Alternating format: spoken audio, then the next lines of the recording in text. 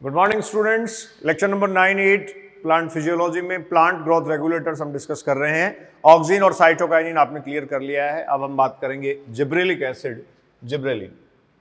तो growth promoters में last आपको पढ़ना है ग्रोथ प्रमोटर, और इसमें इससे पहले आप डिस्कस कर चुके हैं oxygen, indole acetic acid, cytokinins,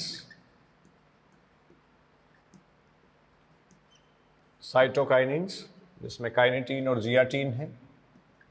और अब हम डिस्कस करेंगे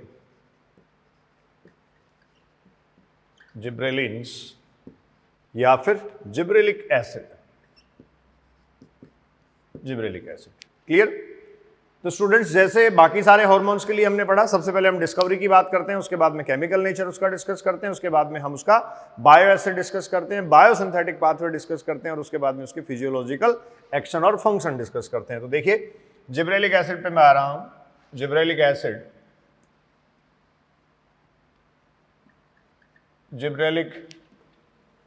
एसिड सबसे पहले तो स्टूडेंट्स डिस्कवरी देख लेते हैं। खोज कहां से हुई?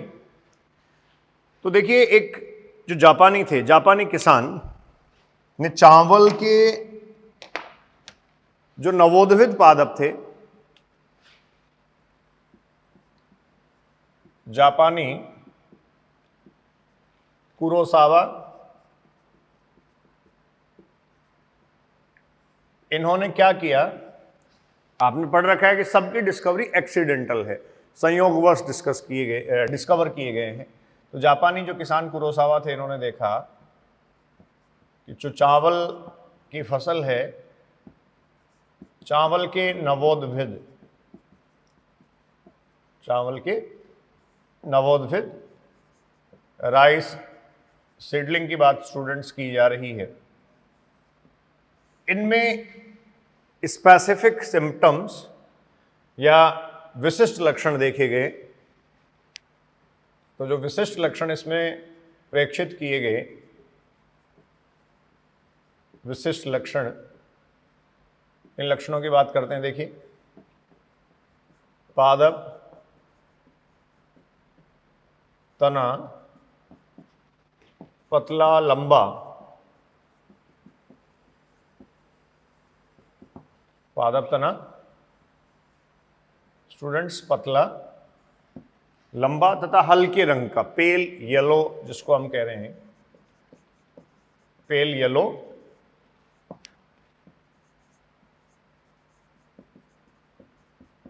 हल्के रंग का आप कह सकते हैं प्रेक्षित किया गया। अब ये जो इस प्रकार की राइस सीडलिंग थी, इस राइस सीडलिंग को फुलिश सीडलिंग या मूर्ख नवोद्भिद कह दिया गया। फुलिश सीडलिंग, या इसको क्या कहा गया? मूर्ख नवोद्भिद। इसको फुलिश सीडलिंग या मूर्ख नवोद्भिद कह दिया गया, जिसमें इस प्रकार के विशिष्ट लक्षण थे। तना जो है वो पतला लंबा हो रहा था, हल्के रंग का था, ये कह दिया गया मूर्ख नवोद्भिद। और ये क्यों हुआ था, ये आप कह सकते हैं फंजाई जो जिब्रेला है, इस जिब्रेला के संक्रमण से। ठीक है, जिब्रेला फंजाई जो है उसके स्टूडेंट्स संक्रमण से ऐसा हो गया था। तो जो जिब्रेला फंजाई है, उससे सर्वप्रथम आप कह सकते हैं क्रिस्टलीय रूप में जिब्रेला फंजाई से फर्स्टली सर्वप्रथम crystallised form of gibberellic acid, ये स्टूडेंट्स प्राप्त की गई। आपको पता है जिब्रेला फ्यूजीकोराई, जो कवक है उसको लिए पूरा हम लिखते हैं जिब्रेला फ्यूजीकोरोई। जिब्रेला फ्यूजीकोरोई है, उससे सबसे पहले जिब्रेलिक एसिड जो है वो क्रिस्टलीकृत किया गया, क्रिस्टल फॉर्म में प्राप्त किया गया। ठीक है, तो ये जो क्रिस्टलीकृत प्रारूप है या फॉर्म है, इसको किसके रूप में प्राप्त कर लिया गया? Gibberellic acid. तो अब देखो केमिकल नेचर पे आ जाते हैं, रासायनिक प्रवृत्ति। जैसे पहला स्टूडेंट्स आपने डिस्कस किया डिस्कवरी खोज, दूसरा केमिकल नेचर या रासायनिक प्रवृत्ति। तो देखिए ये आप कहेंगे जिब्रेलिक एसिड जो हैं वो टर्पीन्स हैं, एसिडिक नेचर या अम्लीय प्रकृति के हैं। एसिडिक नेचर, इसके लिए स्टूडेंट्स आप लिख सकते हैं अम्लीय प्रकृति के ये हैं। ठीक है, इसके बाद आप कहेंगे 100 से अधिक gibberellic acid, gibberellic acid first, gibberellic acid second, gibberellic acid third, इस तरीके से आप ये कह सकते हैं ये जिब्रेलिक एसिड खोजे जा चुके हैं या इतने डिस्कवर कर लिए गए हैं। यहाँ जिब्रेलिक एसिड 3, ये आप कह देंगे बहुतायत प्रयुक्त होता है, बहुतायत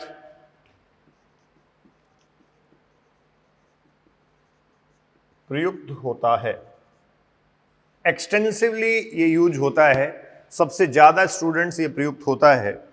और इस जिब्रेलिक एसिड 3 को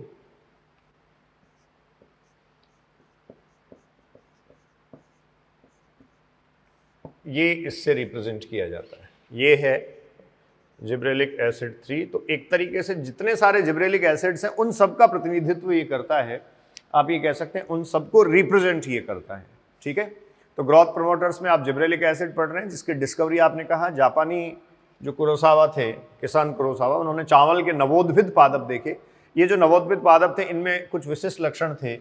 इनमें जो विशिष्ट लक्षण थे वो क्या थे? पादप तना जो है वो पतला लंबा दिखाई दे रहा था, और साथ में आप कहेंगे पतला लंबा होने के साथ साथ ये पेल येलो, हल्के रंग का प्रदर्शित हो रहा था। ऐसा किसके कारण था? तो जिब्रेला फ्यूजीकोरोई जो है उसके संक्रमण के कारण ऐसा था। तो इसको फुल सीडलिंग कह दिया गया, मूर्ख नवोद्भिद कह दिया गया, और यही जो है वो जिब्रेलिक एसिड की खोज का आधार बना। यहाँ जिब्रेला फंजाई जो है, जिब्रेला फ्यूजीकोरोई मैंने लिखा है फंजाई, ये देखिए इसके संक्रमण के कारण ऐसा हुआ था, और इसी से आप ये कह सकते हैं क्रिस्टलाइज्ड फॉर्म में, क्रिस्टलीकृत प्रारूप में जिब्रेलिक एसिड जो है वो स्टूडेंट्स प्राप्त कर लिया गया। ठीक है, अगली बात बायोसिंथेसिस, जैव संश्लेषण, थर्ड पॉइंट बायोसिंथेसिस। ये स्टूडेंट्स जैव संश्लेषण, जैव संश्लेषण। तो देखिए बायोसिंथेसिस या जैव संश्लेषण में आप कह सकते हैं ये एसिटाइल कोएंजाइम से निर्मित होता है, एसिटाइल कोएंजाइम से निर्मित। और यहां ये जो स्टेटमेंट मैंने लिखा है इसको देखो, मैं श्वसन से अगर कंपेयर करूं या कनेक्ट करूं, आपको पादपों में श्वसन जो दे रखा है फिजियोलॉजी में, वहां इंट्रोडक्शन के साथ एक लाइन लिखी हुई है, और वो कह रहा है कि जो श्वसन की प्रक्रिया में कार्बन कार्बन स्केलेटन बनता है। ठीक है, श्वसन की प्रक्रिया में कार्बन कार्बन स्केलेटन बनता है, इसका मतलब कार्बन कार्बन कंकाल वहां जो लिखा है, मतलब एग्जैक्टली कार्बनिक यौगिक जो बनते हैं वो कार्बनिक यौगिक बहुत सारे पदार्थों के संश्लेषण में पूर्ववर्ती की तरह काम करते हैं। तो ये एक तरीके से एसिटाइल कोएंजाइम श्वसनीय प्रक्रिया का, या जो ऑक्सी श्वसन है, जो एरोबिक रेस्पिरेशन है, उसका मध्यवर्ती है, और इस एरोबिक रेस्पिरेशन के मध्यवर्ती एसिटाइल कोएंजाइम से ही क्रेब्स चक्र प्रारंभ होता है। तो आप ये कहते हैं ये क्रेब्स चक्र में प्रविष्ट होता है, एंटर करता है, ये अनेक ऑर्गेनिक एसिड्स जो हैं वो आगे निर्मित करवा देता है। इस एसिटाइल कोएंजाइम से जिब्रेलिक एसिड का बनना, इसका मतलब ये एसिटाइल कोएंजाइम जो श्वसन का मध्यवर्ती है, ये विभिन्न प्रकार के कार्बनिक पदार्थों के संश्लेषण में भी पूर्ववर्ती पदार्थों के रूप में प्रयुक्त हो रहा है। तो देखिए एसिटाइल कोएंजाइम से ही निर्मित है। इसमें आप ये कहेंगे ये एसिटाइल कोएंजाइम जो है वो मेल्वोनेट में रूपांतरित होते हैं, मेल्वोनेट पाथ, और फिर मेल्वोनेट पायरोफॉस्फेट होता है स्टूडेंट्स, इतना डिटेल में से आपसे पूछेगा नहीं। मेल्वोनेट पायरोफॉस्फेट, पायरोफॉस्फेट, जो मेल्वोनेट पायरोफॉस्फेट है, इससे आप ये कह सकते हैं क्या बनता है, जिब्रेलिक एसिड। इससे स्टूडेंट्स जिब्रेलिक एसिड Ga मैं लिख रहा हूं, ये जिब्रेलिक एसिड संश्लेषित हो जाता है। ठीक है, तो ये हुआ इसका जैव संश्लेषण। अब इसके बाद आगे हम बात करेंगे इसके बायोएसे, जैव आमापन। ठीक है, तो देखिए अगला पॉइंट लिखो आप, बायोएसे या जैव आमापन। इसका बायोएसे और जैव आमापन जो है वो बीजांकुरण की प्रक्रिया से कनेक्ट करता है। देखो अभी आपको मैं कुछ और कनेक्टिविटी वाली बातें बता देता हूं। बायोएसे, जैव आमापन, फोर्थ पॉइंट लिखें आप, बायोएसे, और ये है स्टूडेंट्स जैव आमापन।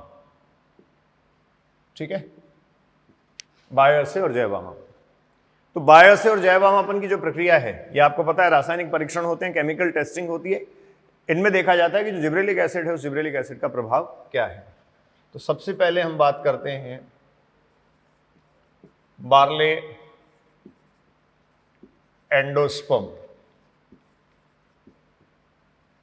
ठीक है, बार्ले जो है वो जो कहा जाता है, और एंडोस्पर्म आप जानते हैं भ्रूणपोष, मोनोकोट की बात मैं यहां कर रहा हूं। देखो ये बच्चों आपने देखा होगा इस तरीके से सीड होता है, मोनोकोट सीड। ठीक है, इस मोनोकोट सीड में एक पोर्शन आपको पूरा मिलेगा एम्ब्रियो वाला, भ्रूण, और ये पोर्शन आप ये कह सकते हैं ये है एग्जैक्टली यहां एम्ब्रियो। ठीक है, ये स्टूडेंट्स भ्रूणीय अक्ष, इसको मैं कह सकता हूं ये है भ्रूणीय अक्ष। ये एग्जैक्टली भ्रूण का कोटाइलिडॉन, बीजपत्र, सॉरी स्कूटेलम जिसको आप कहते हैं।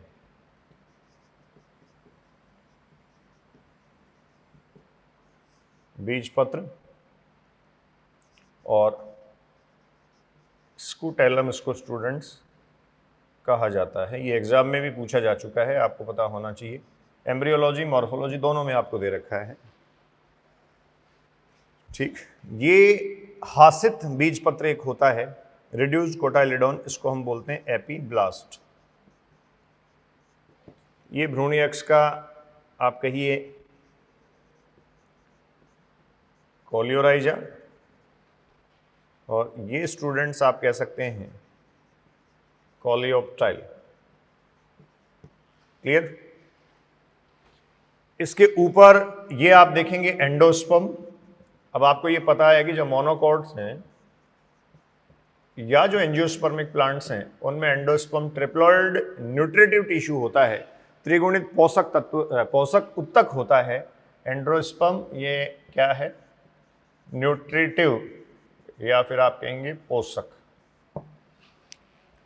इसकी जो परत होती है एंडोस्पर्म की, उसको एल्यूरोन लेयर कहा जाता है, जो प्रोटीन परत है, प्रोटीनेशियस परत है। प्रोटीन परत को स्टूडेंट्स कहा जाता है एल्यूरोन। ये एल्यूरोन लेयर है।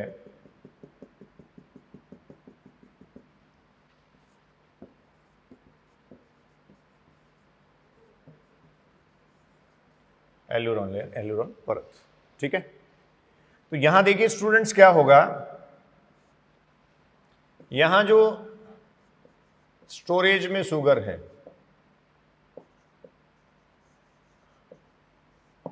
या स्टोर्ड जो शुगर है, जो शर्करा है, इस स्टोर्ड शुगर या शर्करा को जब ये बीज अंकुरित होगा, जब बीजांकुरण यहां होगा, तो आप ये कहेंगे किसको उपलब्ध करवाना है? ये जो स्टोर्ड शुगर है इसको उपलब्ध करवाना है इस डेवलपिंग एम्ब्रियो को, इस एम्ब्रियो को उपलब्ध करवाना है। ठीक है, ये एंडोस्पर्म है और ये आप कह सकते हैं क्या है? एम्ब्रियो। तो भ्रूणपोष से भ्रूण को ये उपलब्ध करवाना होता है क्या? जो शर्करा यहां खाद्य पदार्थ के रूप में संग्रहित है, तो इसको यहां से यहां ये सॉल्यूबल कंडीशन में, या फिर आप कह सकते हैं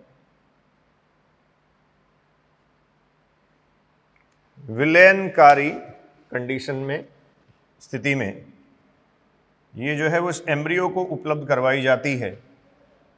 जब एम्ब्रियो को उपलब्ध करवाई जाएगी तो आप ये कह सकते हैं कंडीशन यहाँ क्या है?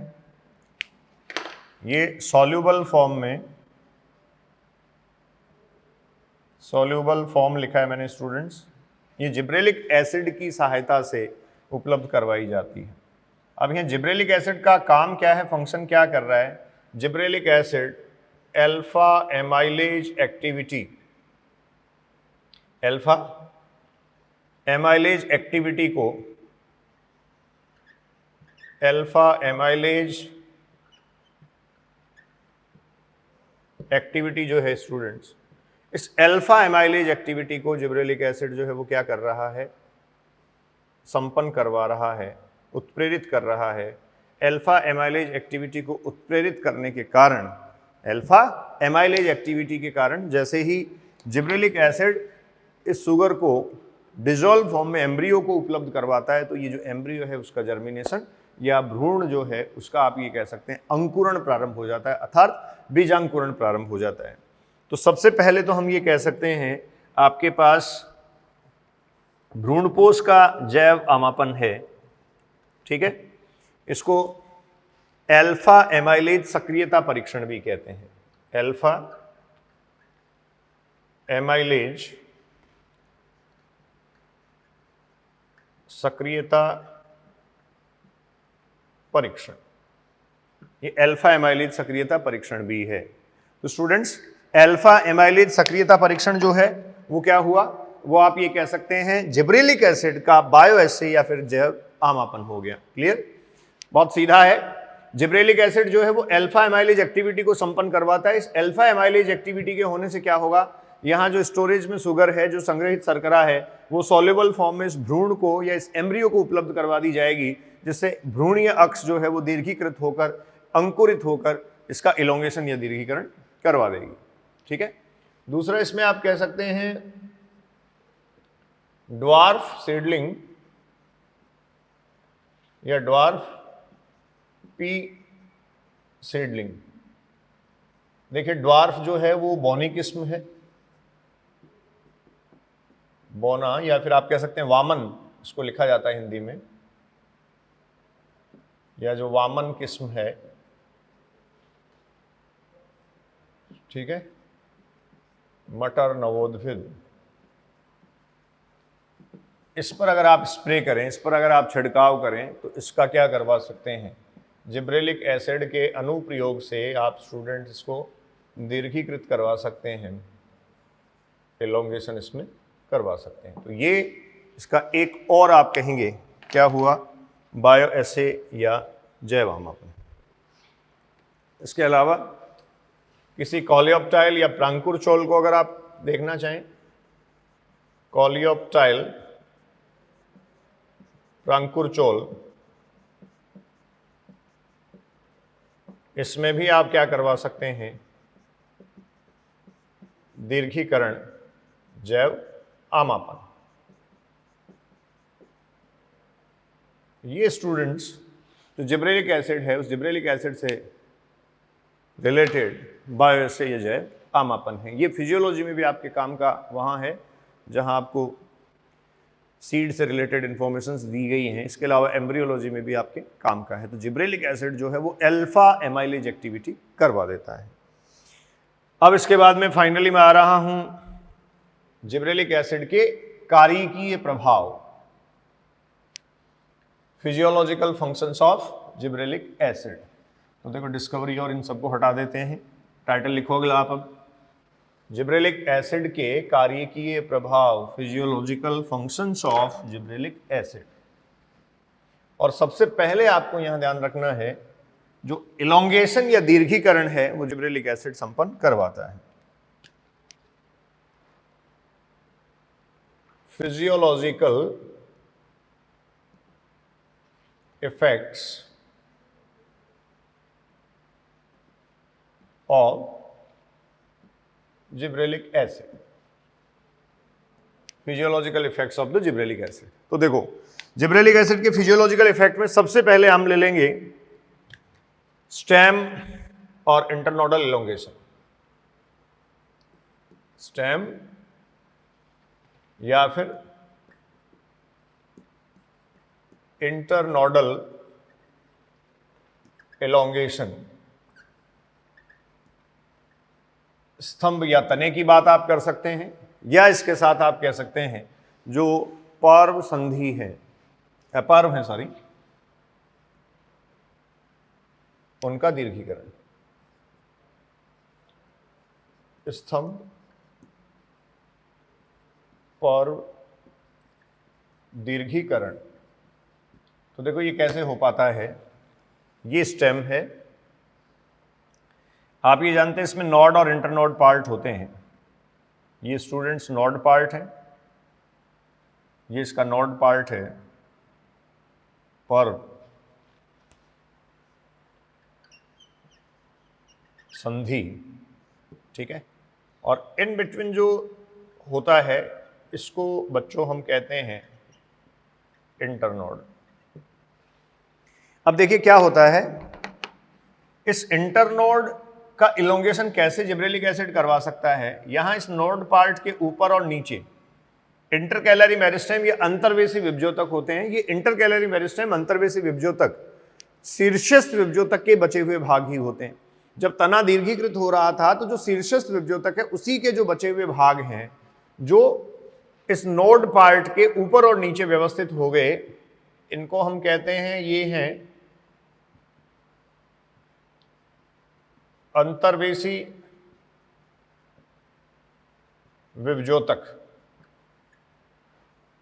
ठीक है। ये अंतर्वेशी विभजोतक जो नोड पार्ट के ऊपर और नीचे व्यवस्थित हो गए हैं, ये अंतर्वेशी विभजोतक आप ये कहेंगे जिब्रेलिक एसिड की एक्टिविटी से, इन पर अगर आप जिब्रेलिक एसिड का स्प्रे करते हैं, जिब्रेलिक एसिड को प्रयुक्त करते हैं, तो इनका क्या होता है, एक्टिवेशन। और इस एक्टिवेशन से आप ये कह सकते हैं क्या होता है, इलोंगेशन, दीर्घीकरण। तो स्तंभ और पर्व जो हैं उनका दीर्घीकरण करवाया जा सकता है। सॉरी अब देखो इससे रिलेटेड इसके दो एप्लीकेशन देखते हैं। इस बार के एग्जाम में क्वेश्चन था 2020 में, गन्ने की फसल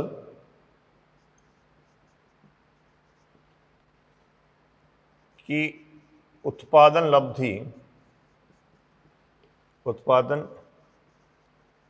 लब्धि स्टूडेंट्स क्या करी जा सकती है, उत्पादन लब्धि, ऊपर की तरफ मैं एरो लगा रहा हूं, बढ़ाई जा सकती है इसके अनुप्रयोग से।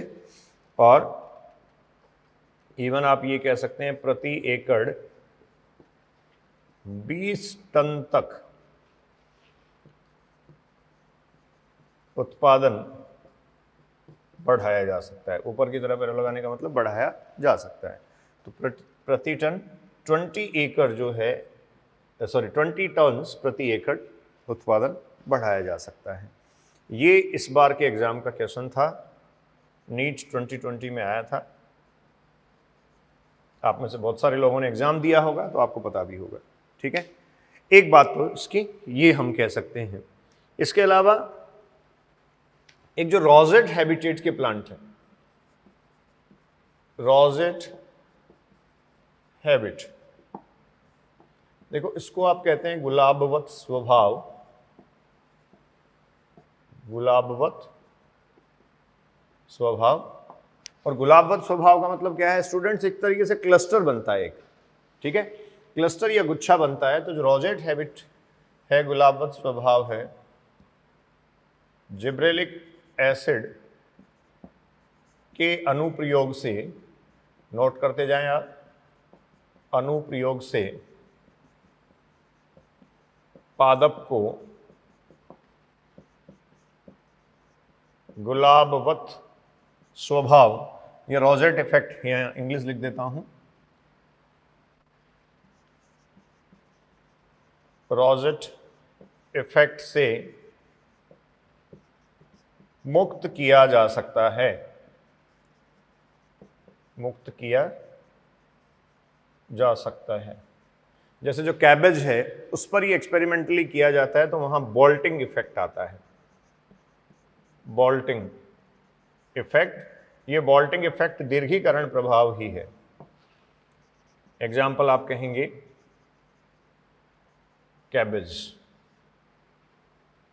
या गोभी जो है, पत्ता गोभी लिख देता हूं, गांठ गोभी,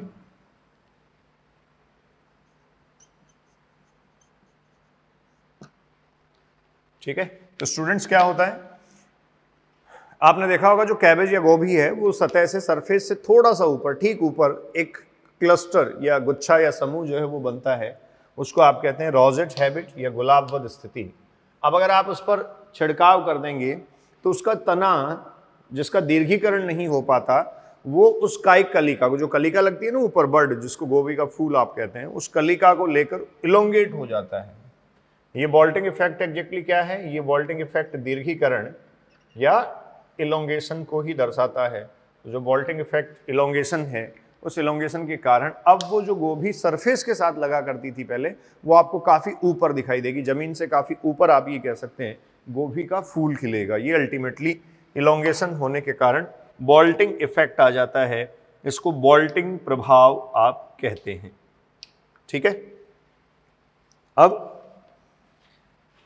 अगला इसका हम फिजियोलॉजिकल इफेक्ट पढ़ रहे हैं। ये देखिए जो जेनेटिकली ड्वार्फ वेराइटीज हैं, जो आनुवंशिक रूप से भी ड्वार्फ है, मतलब बोनी या वामन किस्में हैं, मैं कह रहा हूं जेनेटिकली ड्वार्फ वेराइटीज को भी आप ये कह सकते हैं, जो बोनापन है उससे मुक्त करवा देता है। जिब्रेलिक एसिड का इतना विशिष्ट प्रभाव इलोंगेशन या दीर्घीकरण पर है। तो सेकंड में लिख रहा हूं, अगला लिखें आप, आनुवांशिकतया वामन, आनुवांशिक वामन किस्मों का दीर्घीकरण, किस्मों का दीर्घीकरण। तो देखिए जो आनुवांशिक रूप से वामन किस्में हैं उनका भी ये क्या करवा देता है, दीर्घीकरण करवा देता है।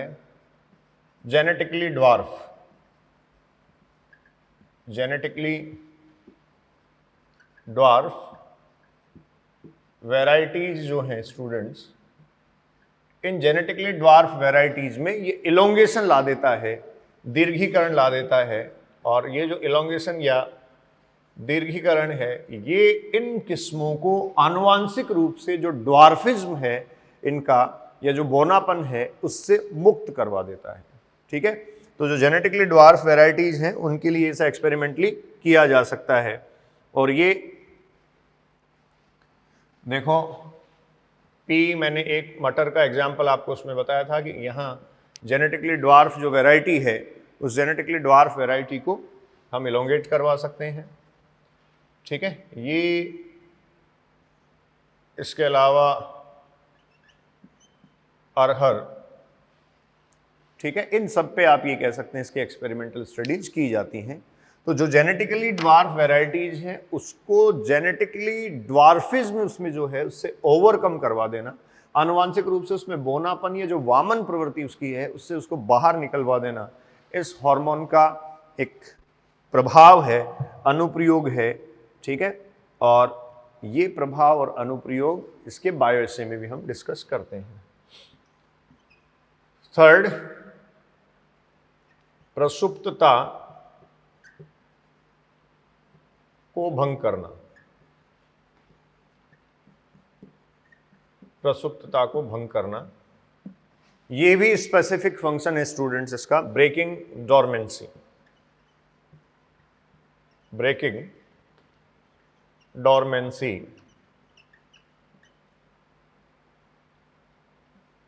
Breaking dormancy. अब जो डोरमेंसी को ब्रेक करने की बात की जाए तो ब्रेकिंग डोरमेंसी में देखिए स्टूडेंट्स क्या हुआ, आप कहेंगे यहां जो सीड्स हैं, सीड्स के जर्मिनेशन को या बीजांकुरण को ये प्रेरित करता है। अब बीजांकुरण को प्रेरित करता है तो ऑब्वियस है ये डोरमेंसी को ब्रेक करने से रिलेटेड हो सकता है। तो हम ये कहेंगे जो डोरमेंट हैं, जो प्रसुप्त हैं, उन प्रसुप्त बीजों का, कलिकाओं का उपचार जिब्रेलिक एसिड द्वारा किया जाता है। तो आप कहेंगे प्रसुप्त या डोरमेंट लिख रहा हूं मैं, डोरमेंट सीड्स जो हैं ये, इसके अलावा बर्ड्स, कलिकाएं, इनको किसके द्वारा ट्रीट किया गया, इनको दिया गया स्टूडेंट्स जिब्रेलिक एसिड, और ऐसा करने पर आप ये कह सकते हैं वहाँ सीड जर्मिनेशन प्रमोट हो गया। तो ये जो है वो क्या करता है, प्रसुप्तता को भंग करता है, ब्रेकिंग द डोरमेंसी। एक और पॉइंट आप ध्यान रखें, आगे प्लांट्स में फोटोपीरियडिज्म आपको पढ़ाई जा रही है, जिसको बोलते हैं प्रकाश दीप्त कालिता। यह है स्टूडेंट्स प्रकाश दीप्त कालिता। तो यहां जो प्रकाश दीप्त कालिता या फोटोपीरियडिज्म है, ये क्या है, प्रकाश के उद्दीपन द्वारा पादपों में पुष्पन की प्रक्रिया ये है। एक निर्धारित प्रकाश अवधि हर एक पादप को आप ये कहेंगे आवश्यक होती है। अब जो प्रकाश दीप्त कालिता है उसको भी आप ये कहेंगे जिब्रेलिक एसिड को यूज करके हम प्लांट्स में फ्लोरिंग को इंड्यूस कर सकते हैं, पुष्पन को प्रेरित कर सकते हैं। लेकिन एक और इंपॉर्टेंट इफेक्ट आपको दे रखा है, वर्नेलाइजेशन। वर्नेलाइजेशन ये है कोल्ड टेम्परेचर ट्रीटमेंट, ये है निम्न ताप उपचार, निम्न ताप उपचार। और इस निम्न ताप उपचार द्वारा क्या किया जाता है, देखिए यहां जो पादप की कायिक अवस्था है उसको छोटा करवा लिया जाता है, कायिक अवस्था की शॉर्टनिंग स्टूडेंट्स हो जाती है। और कायिक अवस्था जो है उसकी अगर शॉर्टनिंग हुई, कायिक अवस्था की क्या हुई, शॉर्टनिंग, नोट रखें आप, कायिक अवस्था जो है मैंने नीचे लिखा है शॉर्टनिंग, उसको छोटा करवा लिया गया। तो स्वाभाविक है कायिक अवस्था को छोटा करवाए जाने से जो जननिक अवस्था है उसका जल्दी आरंभन हो जाएगा। जननिक अवस्था, इस जननिक अवस्था का क्या होगा, इससे अर्ली इंट्रोडक्शन, जल्दी आ जाएगी ये। तो कायिक अवस्था को छोटा करवाकर जननिक अवस्था का जल्दी प्रारंभन करवाना, ये वर्नेलाइजेशन में हम करते हैं। अब आप इस वर्नेलाइजेशन को अगर रिप्लेस करना चाहते हैं तो इस वर्नेलाइजेशन को किसके प्रभाव से आप रिप्लेस कर सकते हैं, this vernalisation can replaced by the effect of gibberellic acid. आप जिब्रेलिक एसिड के प्रभाव द्वारा इस वर्नेलाइजेशन की प्रक्रिया को, इस वसंतीकरण की प्रक्रिया को रिप्लेस कर सकते हैं। अर्थात आप निम्न ताप उपचार के बजाय जिब्रेलिक एसिड भी काम में ले सकते हैं। तो यहां जिब्रेलिक एसिड क्या कर रहा है, जिब्रेलिक एसिड कायिक अवस्था को छोटा कर देता है और जननिक अवस्था जो है उसका जल्दी आरंभन करवा देता है। जननिक अवस्था को जल्दी जो है वो स्टूडेंट्स क्या करवा देता है, प्रारंभ करवा देता है। ठीक है, तो ये इसका एक और इंपॉर्टेंट इफेक्ट है। हो गया होगा। फिर देखिए, अभी आपने ब्रेकिंग डोरमेंसी डिस्कस किया था कि ये डोरमेंसी को ब्रेक करता है।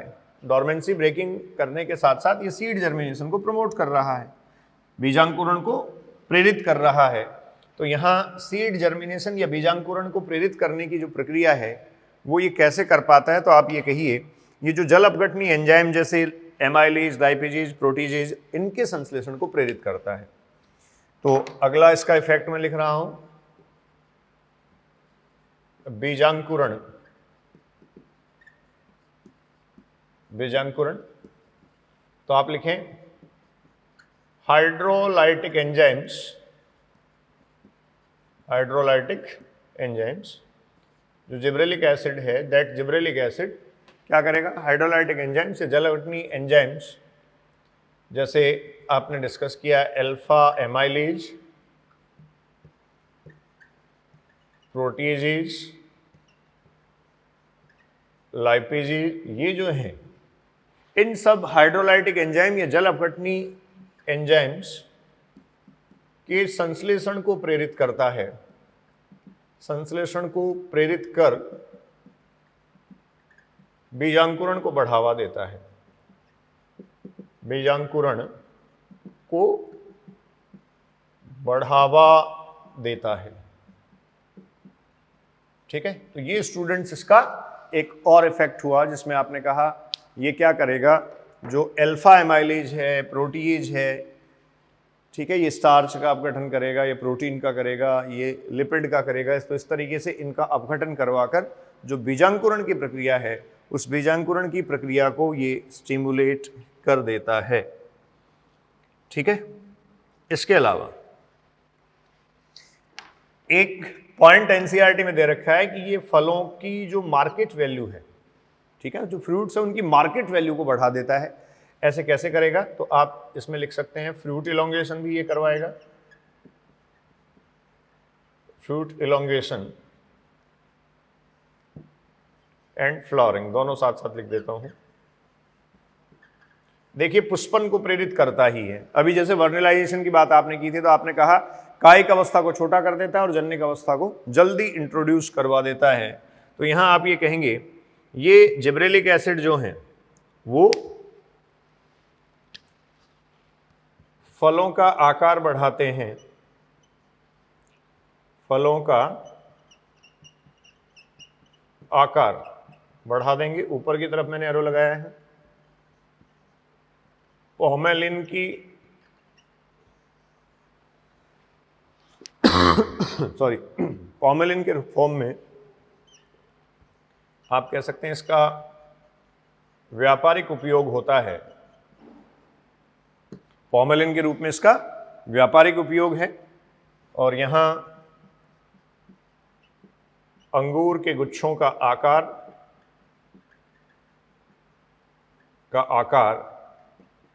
स्टूडेंट्स ये बढ़ा देगा। और साथ में आप कहिए जो सेब है उसका आकार भी ये क्या कर देता है, बढ़ा देता है। तो एनसीईआरटी यहां आपको लिख के देती है कि इसी कारण से ये जो फ्रूट्स हैं उनकी मार्केट वैल्यू बढ़ा देता है, क्योंकि पौधे पे ज़्यादा लंबे टाइम तक वो बने रहेंगे तो बड़े आकार के होंगे। तो आप स्टार लगा के लिखें। आपको क्वेश्चन इस तरीके से भी पूछा जा सकता है, फ्रूट्स की मार्केट वैल्यू, जो मार्केट वैल्यू है फ्रूट्स की, मार्केट वैल्यू को स्टूडेंट्स ये क्या कर देता है, बढ़ा देता है। ये इसका एक और फंक्शन है, फ्रूट्स की मार्केट वैल्यू को ये बढ़ा देगा। ठीक है, इसके अलावा आपको एक कॉनिफर दे रखा है। जो कॉनिफर्स या शंकुधारी पादप हैं उन कॉनिफर्स या शंकुधारी पादपों में जिब्रेलिक एसिड का छिड़काव करने से, जिब्रेलिक एसिड का स्प्रे करने से उसमें दीर्घीकरण आ जाता है। और वो जो जुवेनाइल फेज है उसकी, जुवेनाइल फेज मतलब जो कायिक अवस्था है प्लांट्स में, उसको एनिमल्स में आप जुवेनाइल कह सकते हैं। तो जो जुवेनाइल फेज है या कायिक अवस्था है उसको आप ये कह सकते हैं वो जल्दी से पूरा करवा कर रिप्रोडक्टिव फेज में कन्वर्ट कर देता है। तो जन्निक अवस्था की तरफ उसको अग्रसर करता है, जन्निक अवस्था की तरफ उसको बढ़ा देता है। एनसीईआरटी लिखती है हेंस्टीन ऑफ कॉनिफर्स। तो यहां जो जुवेनाइल कॉनिफर्स हैं, जुवेनाइल कॉनिफर्स, इसको मैं लिख सकता हूं अपरिपक्व शंकु, अपरिपक्व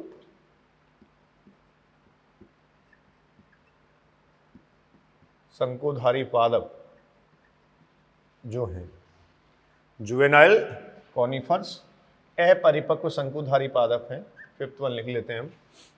ये अपरिपक्व शंकुधारी पादप जो है इन पर जिब्रेलिक एसिड का स्प्रे स्टूडेंट्स आप करवा दीजिए, जिब्रेलिक एसिड का छिड़काव करवा दीजिए। आप ये कह सकते हैं तीव्रता से परिपक्वन करवा देगा। तीव्रता से क्या होने लगेगा इनमें, परिपक्वन। ठीक, इसके अलावा एक और कह सकते हैं आप माल्टिंग प्रोसेस होता है, माल्टिंग प्रोसेस, किण्वन प्रक्रिया। जो किण्वन प्रक्रिया है ये व्यापारिक स्तर पर यूज की जाती है। किण्वन प्रक्रिया में भी आप ये कह सकते हैं ये भाग लेता है। माल्टिंग प्रोसेस को, ये किण्वन प्रक्रिया को भी स्टूडेंट्स ये बढ़ा देता है।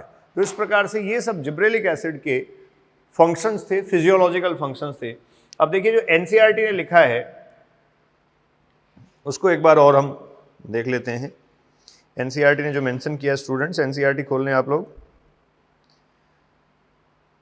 एनसीईआरटी में जो लिखा गया है जिब्रेलिक एसिड के लिए, 1 minute please, page number, chapter number 15, और ये पेज नंबर आप खोल लें 249, जिब्रेलिक एसिड। ठीक है, तो देखिए ये कह रहा है जिब्रेलिक एसिड जो है वो प्रोमोटरी पीजीआर है, अर्थात वृद्धि को प्रेरित करने वाला पीजीआर है। 100 से ज्यादा जिब्रेलिक एसिड जो है वो विभिन्न जीवों से क्या किए गए हैं, प्राप्त किए जा चुके हैं, रिपोर्ट किए जा चुके हैं, और इनमें फंजाई और हायर प्लांट्स हैं, उच्च श्रेणी के पादप और कवक हैं जिनसे 100 से अधिक प्रकार के जिब्रेलिक अम्ल प्राप्त किए जा चुके हैं। फिर वो कह रहा है कि इनको gibberellic acid first, second, third और इस तरीके से लिखा जाता है। जिब्रेलिक एसिड थर्ड जो है वो फर्स्ट जिब्रेलिक एसिड डिस्कवर किया हुआ है और सबसे ज़्यादा इसको स्टडी किया जाता है या इसका अध्ययन किया जाता है। तो आप ये कह सकते हैं जो जिब्रेलिक एसिड थर्ड हम बार बार लिख रहे हैं ना, देखो जिब्रेलिक एसिड थर्ड ये क्या था, फर्स्ट डिस्कवर्ड, सबसे पहले फर्स्ट डिस्कवर्ड हार्मोन था। ठीक है स्टूडेंट्स, फिर कह रहा है सभी जिब्रेलिक एसिड जो है वो एसिडिक नेचर के हैं, अम्लीय प्रकृति के हैं, पहले मैं आपको बता चुका हूं। ये एक वाइड रेंज का, मतलब एक आप ये कह सकते हैं बहुत दीर्घ फिजियोलॉजिकल या कार्यकीय प्रभाव रिप्रेजेंट करते हैं। ये स्टेम एक्सेस को, तने की लंबाई को जो है वो बढ़ा सकते हैं। इसके अलावा इसी में ले रखा है increase the length of grapes stock, जो ग्रेप्स हैं अंगूर के गुच्छे हैं, अभी मैंने आपको फ्रूट इलोंगेशन में ये बताया। फिर वो कह रहा है दे ऑल्सो डिले सेनेसेंस। तो एक पॉइंट हम ये और ऐड कर लेते हैं, देखिए ये लंबे समय तक जो है वो उनको पादप पर बने रहने देता है। तो एक और इफेक्ट हम कह सकते हैं ये क्या करता है, डिले सेनेसेंस।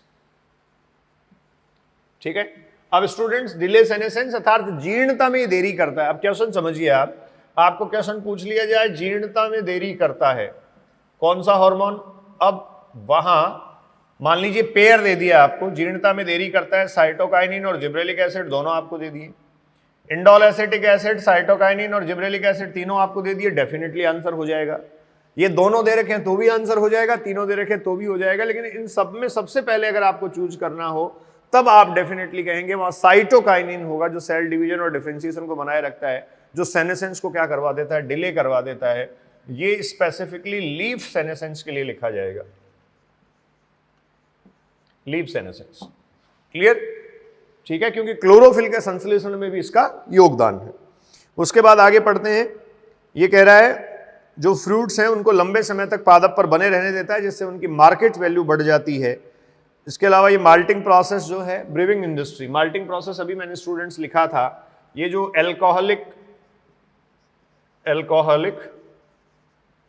बेवरेज सब्सटेंस या पेय पदार्थ जो बनाए जाते हैं, इन पेय पदार्थों को बनाने में जो व्यापारिक स्तर का उत्पादन है या व्यापारिक उत्पादन की प्रक्रिया है, इस व्यापारिक उत्पादन में किसको प्रयुक्त किया जाता है, इस किण्वन प्रक्रिया को या माल्टिंग प्रोसेस को, उसमें जिब्रेलिक एसिड यूजफुल है।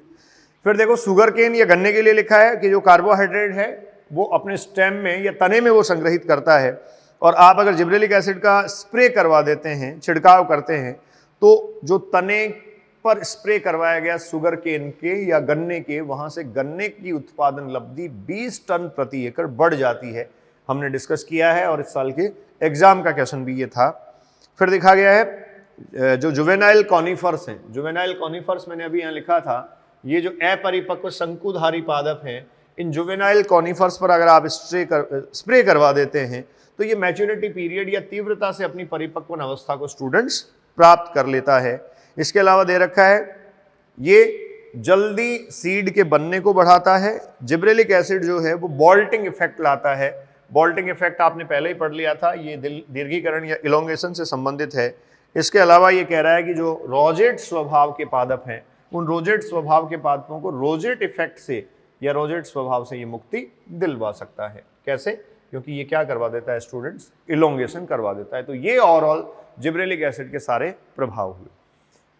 तो आपने ऑक्सीन, जिब्रेलिन और साइटोकाइनिन, ये तीनों जो है वो ग्रोथ प्रोमोटर्स स्टडी कर लिए हैं। इनके कंप्लीट डिटेल और फिजियोलॉजिकल इफेक्ट्स के साथ हमने बात की है। हर एक फिजियोलॉजिकल इफेक्ट का जो रेफरेंस है वो भी हमने डिस्कस किया है। अब हम यहाँ डिस्कस करेंगे एब्सिसिक एसिड एंड इथाइलिन। हाँ जी स्टूडेंट्स, तो अगला हम डिस्कस कर रहे हैं ग्रोथ इनहिबिटर, वृद्धि संदमक, और ये है एब्सिसिक एसिड। दूसरा हमें पढ़ना है इसमें इथाइलिन। एब्सिसिक एसिड देखिए आप कह रहे हैं ग्रोथ इनहिबिटर है, ग्रोथ इनहिबिटर, ये वृद्धि को संदमित करता है। वृद्धि संदमक इसको कहा जाता है, लेकिन बहुत सारे वृद्धि प्रेरक प्रभाव भी आपको इसके देखने को मिलेंगे। संदमक इनहिबिटर, ठीक है। अब देखिए वृद्धि संदमक या ग्रोथ इनहिबिटर कैसे है, कौन सी स्थितियां यहाँ हैं। तो सबसे पहले तो हम जो है वो डिस्कवरी पे आते हैं वन बाय वन, जैसे हमने बाकी सारे हार्मोन्स में पढ़ा है। डिस्कवरी या खोज, देखिए यहां 3 इंडिपेंडेंट रिसर्चर्स थे, 3 इंडिपेंडेंट रिसर्च, मतलब 3 अलग अलग या फिर आप कह सकते हैं स्वतंत्र खोज थी, ठीक है। अलग अलग वैज्ञानिक और अलग अलग साइंटिस्ट इंडिपेंडेंटली अपनी रिसर्च एक्टिविटी कर रहे थे। तो इन्होंने क्या किया, 3 अलग अलग प्रकार के पदार्थ जो हैं वो प्रेक्षित किए। आप ये कहेंगे जो पोटैटो ट्यूबर है, पोटैटो ट्यूबर, इस पोटैटो ट्यूबर से इनहिबिटर, या इसको कह सकते हैं आप संदमक बी, संदमक बी, इनहिबिटर बी या संदमक बी, पहला ए। उसके बाद आप कह सकते हैं कपास से विल्गन सेकंड, स्टूडेंट्स कॉटन या जो कपास है उससे एब्सिसन सेकंड, या इसको आप कहेंगे विल्गन सेकंड, विल्गन द्वितीय, ठीक है, संदमक बी। और तीसरी जो इंडिपेंडेंट स्टडी थी उसके अकॉर्डिंग आप कह सकते हैं पुरानी पत्तियों से डॉर्मिन, जो ब्यूटुला भोजपत्र है, ओल्ड लीव्स, इससे डॉर्मिन, ये प्राप्त किया गया। उसके बाद में देखिए क्या होता है कि फाइनली इन तीनों को जब प्रेक्षित किया गया, देखा गया, तो ये देखा गया कि ये तीनों जो हैं वो आइडेंटिकल हैं। Later identified as identical substance. बाद में आप ये कह सकते हैं ये आइडेंटिकल सब्सटेंसेज की तरह, ये जो है वो आइडेंटिकल सब्सटेंसेज की तरह, आइडेंटिकल सब्सटेंसेज की तरह तीनों स्टेब्लिश कर दिए गए। और आइडेंटिकल सब्सटेंस की तरह मतलब एक समान सब्सटेंस की तरह स्टेब्लिश करके इनको नाम दे दिया गया एब्सिसिक एसिड, एब्सिसिक अम्ल, जिसको इन शॉर्ट आप लिखते हैं ABA। तो ये तो स्टूडेंट्स हो गए इसकी डिस्कवरी, ठीक है। उसके बाद में सेकंड पॉइंट पे मैं आता हूं, केमिकल नेचर, केमिकल नेचर, रासायनिक प्रवृत्ति। केमिकल नेचर या रासायनिक प्रवृत्ति में आप इसमें लिख सकते हैं ये जो है वो कैरोटेनॉइड्स के व्युत्पन्न हैं, डेरिवेटिव्स हैं, कैरोटिनॉइड्स के डेरिवेटिव्स या फिर व्युत्पन्न हैं, और कैरोटीन के ऑक्सीकरण द्वारा ये संश्लेषित होते हैं। अगला जो पॉइंट यहाँ मैं लिखना चाह रहा हूं,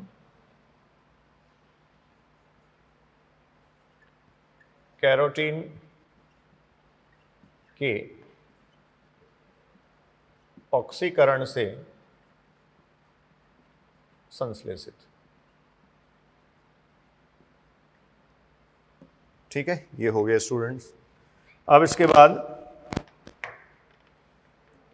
अगला आप देखें इसका बायोसिंथेसिस। तो ऑब्वियस है इसी स्टेटमेंट को हम इसके बायोसिंथेसिस में पढ़ सकते हैं। बायोसिंथेसिस जैव संश्लेषण में क्या कैरोटीनॉइड डेरिवेटिव हैं, तो आप ये कहेंगे oxidation of carotene, oxidation of carotene. ये इसका बायोसिंथेटिक पाथ स्टूडेंट्स हो जाएगा। फोर्थ इसका आप देखें बायोएसे। बायोएसे या जैव आमापन जब आप इसका देखते हैं, ठीक है, बायोएसे या जैव आमापन जब स्टूडेंट्स आप इसका डिस्कस करते हैं तो आपको ये देखने को मिलेगा कि जैसे जो सीडलिंग पहले आप पढ़ के आए, सीडलिंग या नवोद्भिद जो है, सीडलिंग ग्रोथ को या इन नवोद्भिद की वृद्धि को ये क्या करता है, इनहिबिट कर देता है। ग्रोथ को देखो मैंने नीचे की तरफ एरो लगाया, तो आप ये कह सकते हैं जो गेहूं का प्रांकुर चोल है, जैसे सीडलिंग ग्रोथ को कम कर देता है, या फिर आप कह सकते हैं गेहूं के प्रांकुर चोल में वृद्धि अवनमन या वृद्धि जो है उसका कम होना, उसका गिरना, ये एक तरीके से एब्सिसिक एसिड जो है उसकी ग्रोथ को शो करता है। तो जैसे देखो इधर मैं लिख देता हूं एब्सिसिक एसिड की कंसंट्रेशन, सांद्रता, और इधर जो व्हीट कोलियोप्टाइल था, जो प्रांकुर चोल है गेहूं का, इसकी ग्रोथ है। ठीक है, व्हीट कोलियोप्टाइल ग्रोथ।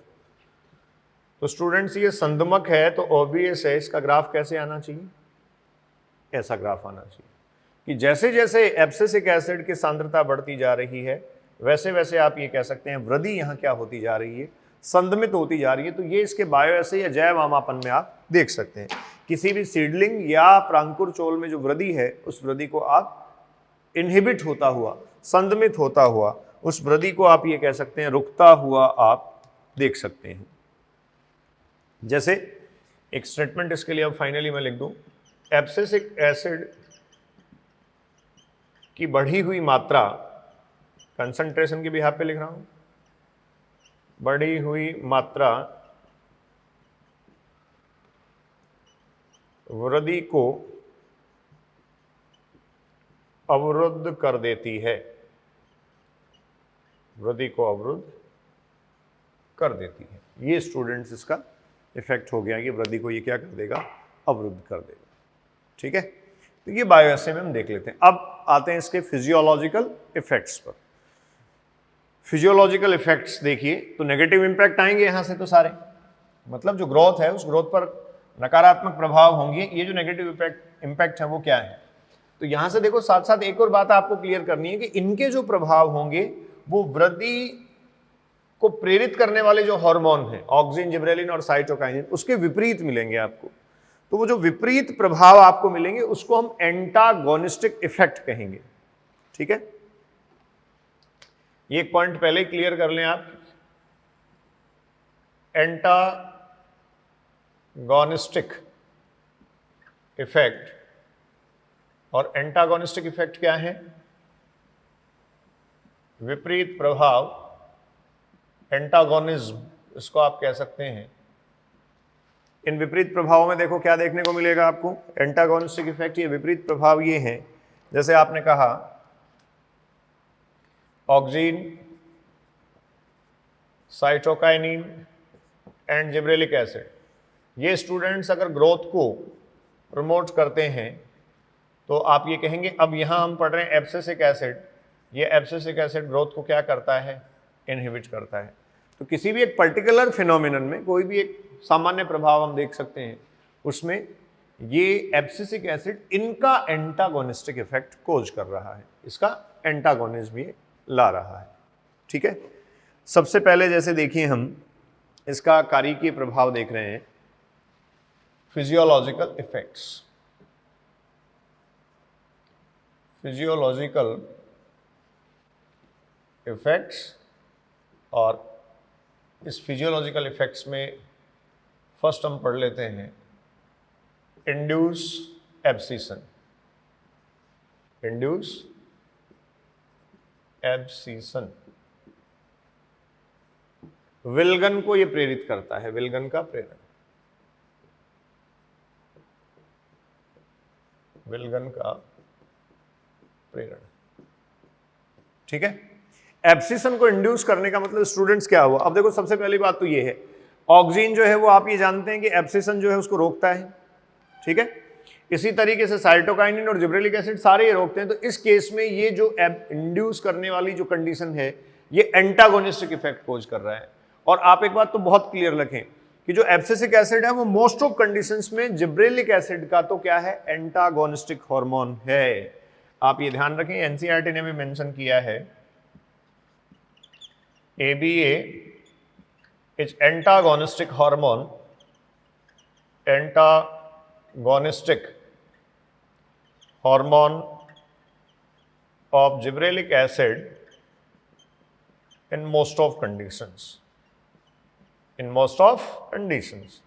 अधिकतर परिस्थितियों में, लिखो हिंदी प्रेमी लोग नोट करें, अधिकतर परिस्थितियों में एब्सिसिक अम्ल, अधिकतर परिस्थितियों में एब्सिसिक अम्ल जो है वो जिब्रेलिक एसिड का एंटागोनिस्टिक हार्मोन या विपरीत हार्मोन प्रदर्शित होता है।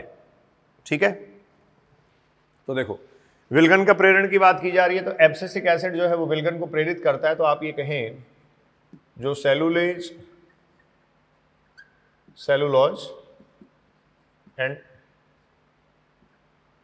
पेक्टिन है, इन सेलुलोज और पेक्टिन का विघटन ये करवा देता है स्टूडेंट्स, इसके विघटन को बढ़ाता है। विघटन के लिए एंजाइम आपको पता है सेलुलेज एंड पेक्टिनेज होंगे।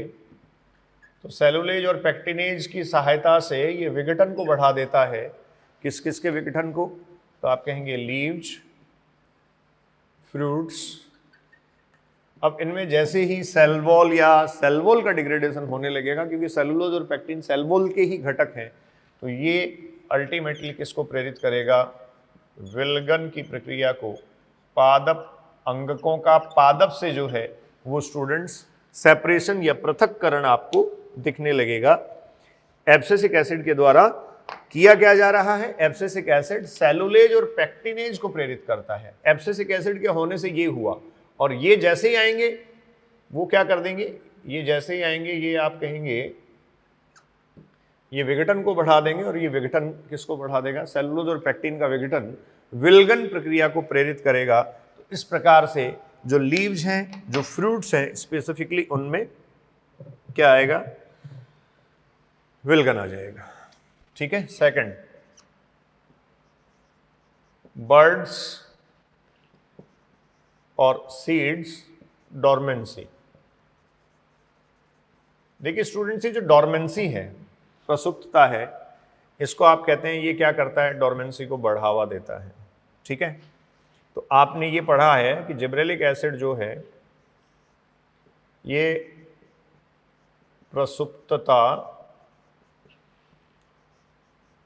को भंग करता है, प्रसुप्तता को भंग करता है। अब जब जिब्रेलिक एसिड प्रसुप्तता को भंग करता है तो आप यह ध्यान रखें, यहां एब्सिसिक एसिड सीड्स और बर्ड्स की डॉर्मेंसी को बढ़ा रहा है। देखो ऊपर की तरफ मैंने एरो लगाया है। तो इस केस में आप फिर कह देंगे कि जो जिब्रेलिक एसिड है, इस जिब्रेलिक एसिड का एब्सिसिक एसिड क्या हुआ, एंटागोनिस्टिक हार्मोन, विपरीत हार्मोन या विपरीत प्रभाव प्रकट करने वाला हार्मोन स्टूडेंट्स ये हो गया। ठीक है, ये सीड डॉर्मेंसी और बर्ड डॉर्मेंसी को प्रमोट करता है, डॉर्मेंसी उनकी बढ़ाता है। इस तरीके से abscisic acid important role play कर रहा है। अगला इफेक्ट देख रहे हैं, जिसमें सेनेसेंस जो है उसको भी आप ये कह सकते हैं ये प्रेरित कर देगा। थर्ड, इंडक्शन ऑफ या इंड्यूस सेनेसेंस जीर्णता को प्रेरित करता है, जीर्णता प्रेरण। अब देखिए ऑक्सीजन और साइटोकाइनिन दोनों ही जीर्णता को स्टूडेंट्स रोकते हैं, ठीक है। ऑक्सीजन और साइटोकाइनिन दोनों ही किसको रोकते हैं? जीर्णता को रोकते हैं। तो इस केस में आप ये कह सकते हैं बेसिकली साइटोकाइनिन जो जीर्णता या सेनेसेंस में डिले लाता है, साइटोकाइनिन आप कह सकते हैं जीर्णता में क्या करता है, ये जीर्णता में देरी ला देता है। और ये जो एब्सिसिक एसिड है ये जीर्णता को प्रेरित करता है। तो क्या हुआ, देखो फिर हुआ एंटागोनिस्टिक। एब्सिसिक एसिड साइटोकाइनिन का इस केस में एंटागोनिस्टिक हार्मोन हो गया, या एंटागोनिस्टिक इफेक्ट आप कहेंगे स्टूडेंट्स, ये जो है वो प्रेरित कर देगा। यहां साइटोकाइनिन ही एग्जाम्पल मैंने क्यों लिया, तो ये विशेष तौर पर आप ये कह सकते हैं जो लीफ सेनेसेंस है, जो पर्ण हैं, उन पर्ण की जीर्णता का प्रेरण करता है। पर्ण जीर्णता प्रेरण एब्सिसिक एसिड करता है, और साइटोकाइनिन स्पेसिफिकली जो पर्ण और लीव्स हैं उनकी जीर्णता में देरी करता है। क्यों करता है? क्योंकि आपने पढ़ रखा है कि ये क्लोरोफिल के सिंथेसिस तक, क्लोरोफिल के सिंथेसिस में भी इन्वॉल्व है। तो क्लोरोफिल का डिग्रेडेशन वहां नहीं होने देता। क्लोरोफिल रिटेंशन टेस्ट आपने साइटोकाइनिन का बायो ऐसे पढ़ा था, इसलिए आप ये कहेंगे विशेष तौर पर ये साइटोकाइनिन का इस स्थिति में एंटागोनिस्टिक हार्मोन है। अगला आप कहेंगे induce cell division and elongation, sorry prevent या इनहिबिट। इंड्यूस तो साइटोकाइनिन करता है, inhibit cell division and elongation. अब देखिए स्टूडेंट्स, कोशिका दीर्घीकरण को और कोशिका विभाजन को ये संदमित करता है। तो विभाजन जो कोशिका का है, कोशिका विभाजन और कोशिका दीर्घीकरण, अगर ये संदमित हुआ, इसका संदमन हुआ, तो ऑब्वियस है इसका संदमन होना, यहाँ फिर किसका एंटागोनिस्टिक इफेक्ट आया? डेफिनेटली आप कह सकते हैं साइटोकाइनिन जो है, इस साइटोकाइनिन का ये फिर क्या हो गया? Antagonistic hormone. साइटोकाइनिन हो गया एंटागोनिस्टिक हार्मोन। क्लियर? ये एंटागोनिस्टिक हार्मोन है स्टूडेंट्स। एक सबसे इंपॉर्टेंट एक्टिविटी इसकी देखिए, इसको स्ट्रेस हार्मोन भी कहा जाता है। इसी कारण से आप कहेंगे, अगला इफेक्ट मैं लिख रहा हूं, ABA लीड्स स्टोमेटल क्लोजर या इंड्यूस स्टोमेटल क्लोजर। ये आपने रंध्रों के खुलने और बंद होने की जो क्रियाविधि है उसमें ये पढ़ा होगा।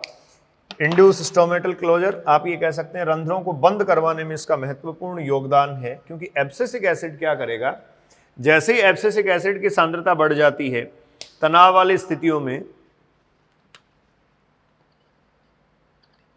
जल की न्यूनता या तनाव वाली स्थितियों में आप ये कहेंगे ये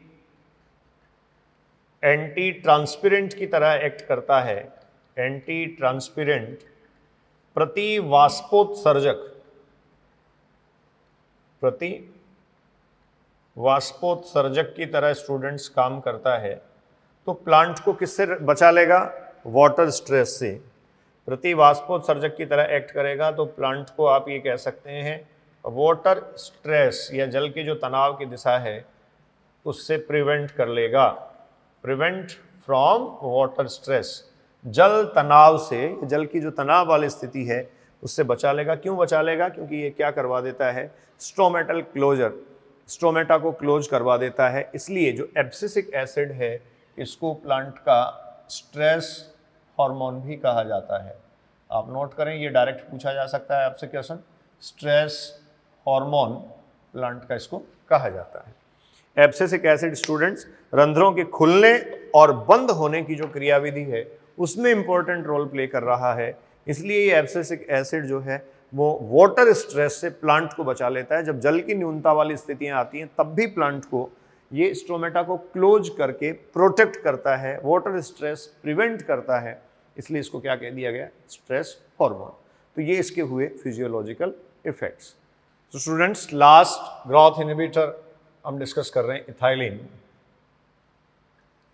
ठीक है। और देखिए इथाइलिन जो है वो एक अकेला गैसियस पीजीआर है। ये आप कहेंगे गैसियस पीजीआर गैसीय हार्मोन है, gaseous PGR plant growth regulator, ठीक है। वॉलेटाइल नेचर का इसको इसीलिए कहा जाता है, गैसीय प्रकृति का इसको कहा जाता है, ठीक है। तो डिस्कवरी में देखें, सबसे पहले आप ये कहेंगे राइपन्ड फ्रूट जो है, पके हुए फलों से ये प्राप्त किया गया,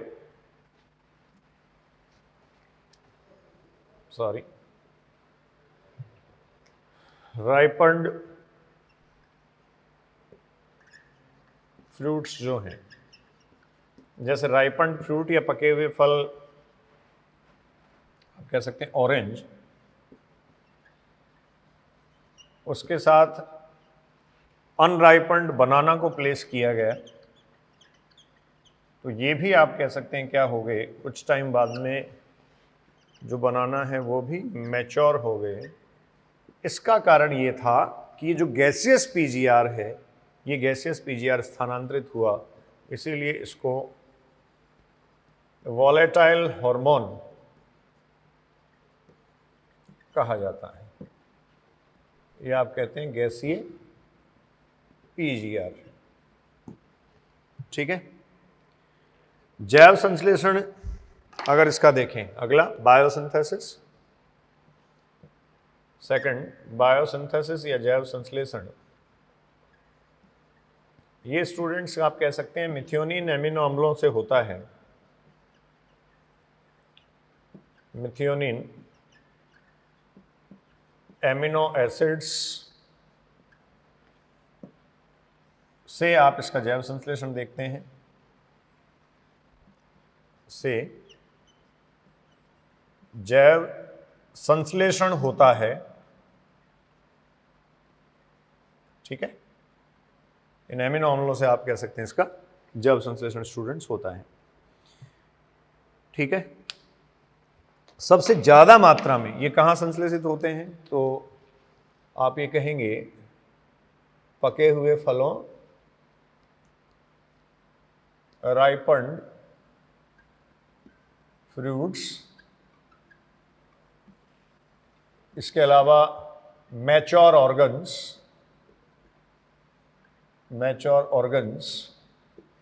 इनमें स्टूडेंट्स आप कहेंगे सर्वाधिक मात्रा में संश्लेषित, सर्वाधिक मात्रा में क्या होते हैं, ये संश्लेषित होते हैं, ठीक है। राइपन्ड फ्रूट में और मैच्योर ऑर्गन्स में सर्वाधिक मात्रा में स्टूडेंट्स ये संश्लेषित होते हैं। तो एक अकेला गैसियस पीजीआर है, एक अकेला गैसीय हार्मोन है, वॉलेटाइल हार्मोन इसको इसीलिए कहा जा रहा है। तो आप ये कह सकते हैं जो राइपन्ड ऑरेंज थे, इन राइपन्ड ऑरेंज या पके हुए जो संतरा हैं, इनके संपर्क में, इनके कांटेक्ट में जब ये रखे गए बनाना, तो ये भी जो है वो मैच्योर या परिपक्व होकर क्या हो गए, राइपन्ड। तो ये जो कंडीशन है ये इंडिकेट करती है कि ये वॉलेटाइल हार्मोन है, ठीक है। इसके अलावा और कहाँ बन सकते हैं, तो जैसे वाटर लॉक्ड कंडीशन है,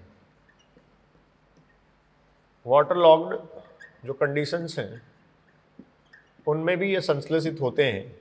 इसका एक एग्जांपल आप ले सकते हैं राइस फील्ड्स, चावल के जो खेत हैं, उसमें इथाइलिन का प्रोडक्शन होता है, ठीक है, C2H4।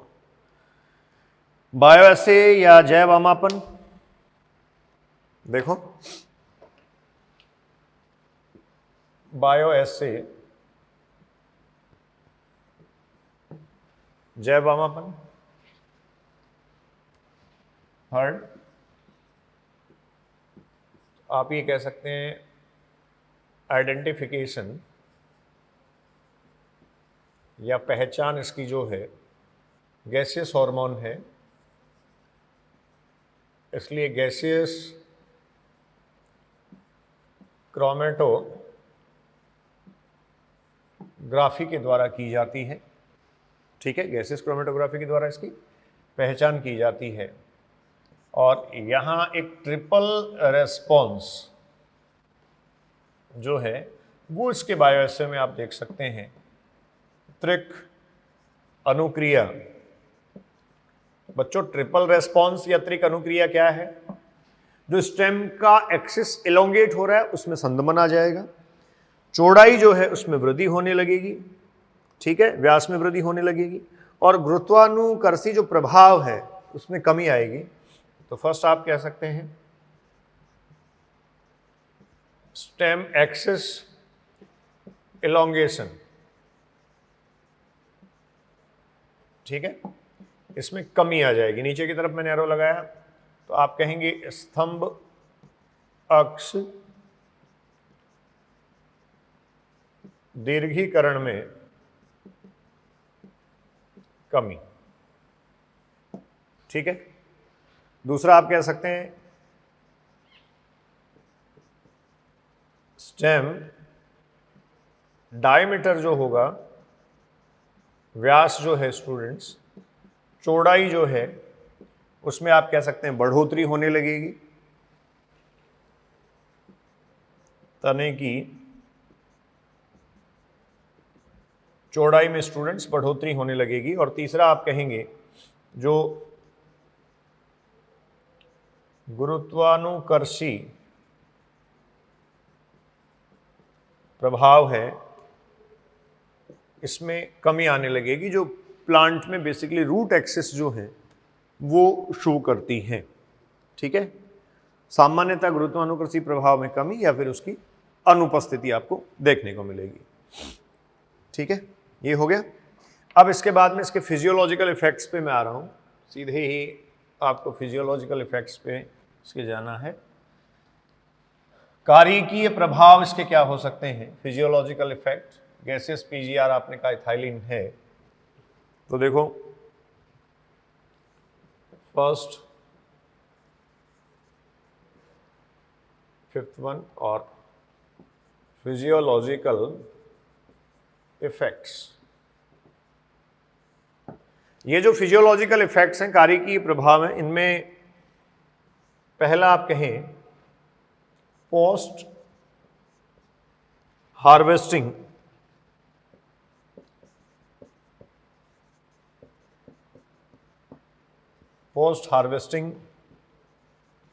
मैच्योरेशन, और साथ में हम लिख सकते हैं राइपनिंग, अर्थात फसल की कटाई के पश्चात। पोस्ट हार्वेस्टिंग मतलब काट लिया गया या कटाई कर ली गई, फसल की कटाई के पश्चात जो फ्रूट्स हैं उनकी कटाई के बाद परिपक्वन,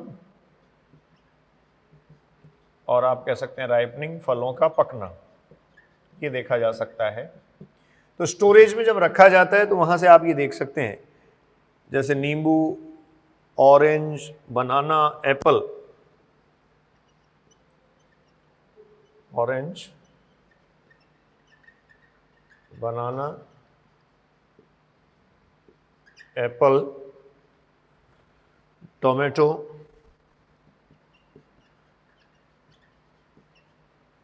इन सबको आप ये कह सकते हैं स्टूडेंट्स क्या किया जाता है, स्टोरेज में रखा जाता है, संग्रहण इनका किया जाता है, और वहाँ जो कमर्शियली यूज होने वाला क्लोरोइथाइल फोस्फोनिक एसिड है इथेफोन। एनसीईआरटी ने लिखा है ये इथेफोन, ये यूज किया जाता है। इस इथेफोन का आप ध्यान रखें, व्यापारिक उपयोग है, इथेफोन का व्यापारिक उपयोग है chloroethyl phosphonic acid. Chloroethyl phosphonic acid,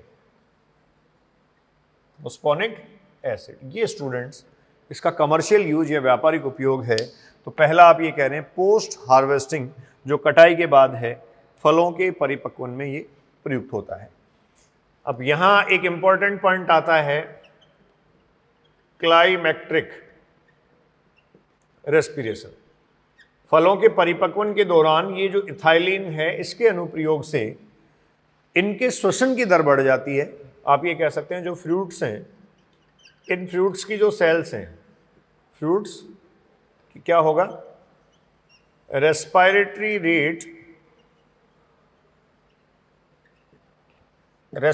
rate students क्या होगी, बढ़ जाएगी।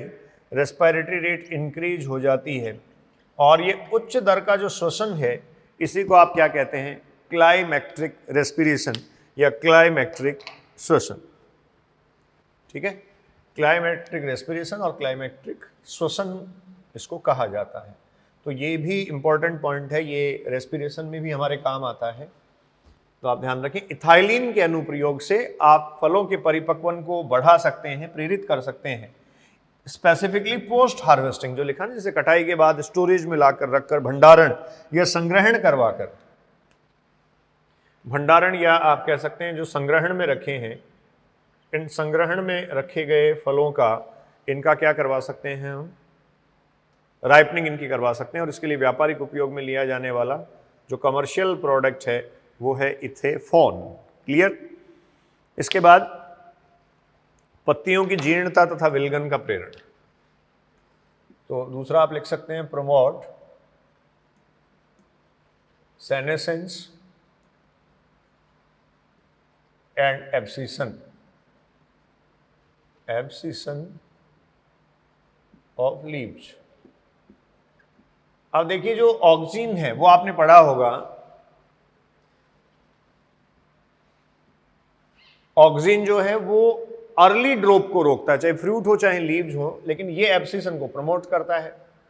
तो ये विलगन को तो क्या कर रहा है स्टूडेंट्स, बढ़ा रहा है और जीर्णता को जल्दी से ला रहा है, जीर्णता का प्रेरण ये करवा रहा है।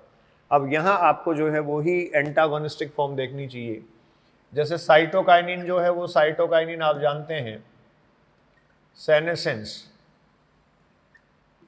वो क्या करवा देता है, डिले, सेनेसेंस में देरी करवा देता है। तो इस केस में तो ये एंटागोनिस्टिक हुआ। इथाइलिन किसका एंटागोनिस्टिक हुआ, साइटोकाइनिन का। एंटागोनिस्टिक क्या होता है ये पहले मैं आपको बता चुका हूं, प्रति हार्मोन हुआ। और एब्सिशन के केस में आप ये कह सकते हैं ये ऑक्सीन जो है, ये ऑक्सीन विलगन में देरी लाता है, विलगन में देरी स्टूडेंट्स ऑक्सीन ला देता है। जबकि यहां जो विलगन में देरी आ रही है उसको ये क्योर कर रहा है, ठीक कर रहा है। एब्सिशन के अनुप्रयोग से आप विलगन को जल्दी करवा सकते हैं, लीव्स का विलगन या एब्सिशन करवा सकते हैं। तो ओबियस है इस केस में ऑक्सीन विलगन में देरी ला रहा है और इथाइलिन प्रमोट कर रहा है। तो ये एंटागोनिस्टिक किसका हुआ, ऑक्सीन का। तो इसमें आपने एंटागोनिस्टिक इफेक्ट भी साथ साथ डिस्कस किए। उसके बाद तीसरा आप कह सकते हैं पाइनएप्पल आपको स्टूडेंट्स दे रखा है। पाइनएप्पल में फ्लोरिंग को ये इंड्यूस करता है, अनानास में पुष्पन। हालांकि वहाँ अगर आप देखें तो जो अनानास है उसमें ऑक्सीन भी पुष्पन करवाता है। और इसके साथ साथ आप कह सकते हैं समकालिता, होमोगेमी